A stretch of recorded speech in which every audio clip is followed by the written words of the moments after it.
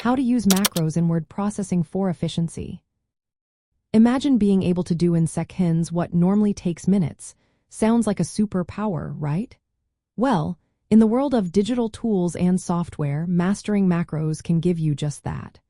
Macros are like tiny robots that follow your commands to automate repetitive tasks in word processing. They save you time, cut down on mistakes, and keep your work consistent. First, let's understand what a macro really is. Think of it as a recorded set of steps you perform in your document.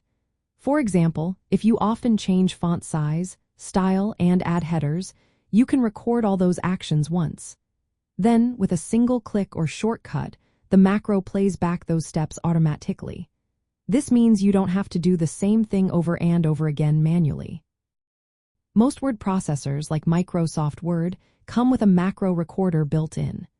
To create one, you start the recorder, do your routine task, say, applying a specific font, setting line spacing, or inserting a footer, and then stop the recorder. The macro is now saved and ready to run whenever you need it.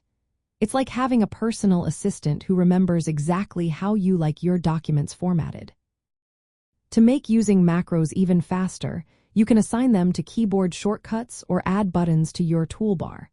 For example, you could assign a macro that formats your headings to the F1 key. Now, every time you press F1, your headings are styled just the way you want. This quick access helps you work more smoothly and efficiently. You can also use macros for inserting standard text blocks, like disclaimers or signatures. Instead of copying and pasting each time, just run the macro, and the text appears instantly. Managing data is another area where macros shine.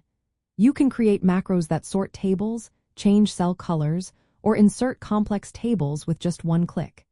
If you often find yourself doing the same data adjustments, macros can make your work much easier. For more advanced users, there's the option to write or edit macros using Visual Basic 4 applications, a programming language built into Microsoft Word. This allows you to create multi-step actions, add conditional commands, or even connect to external data sources. But don't worry if you're new to programming. Most macros can be created with the macro recorder alone. Using macros helps you avoid manual repetition, reduces errors, and speeds up your document creation process. If you regularly produce similar reports, letters, or contracts, learning to use macros can be a game changer. Just remember to be cautious when running macros from unknown sources, as they can contain harmful code. Always stick to macros from trusted sources or ones you've created yourself. Getting comfortable with macros is a smart step toward becoming more fluent in digital tools and software. It's a simple skill that makes your work faster, cleaner, and more professional.